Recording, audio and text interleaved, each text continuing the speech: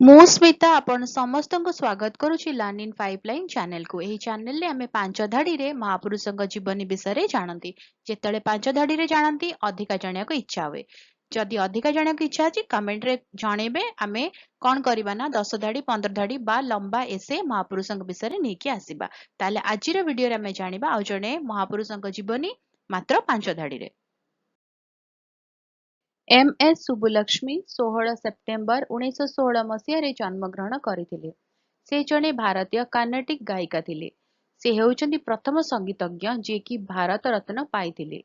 1974 ମସିହାରେ ରାମ୍ସ ମ୍ୟାଗସେସେ ପୁରସ୍କାର ପାଇଥିବା ପ୍ରଥମ ଭାରତୀୟ ସଙ୍ଗୀତଜ୍ଞ ଏବଂ 1966 ମସିହାରେ ମିଳିତ ଜାତିସଂଘ ସାଧାରଣ ସଭାରେ ଅଭିନୟ କରିଥିବା ପ୍ରଥମ ଭାରତୀୟ। ସେ 11 ଡିସେମ୍ବର 2004 ମସିହାରେ ମୃତ୍ୟୁବରଣ କରିଥିଲେ। ରହୁଛି ଦେଖା ହବା ଆଗାମୀ ଭିଡ଼ିଓରେ। ନମସ୍କାର।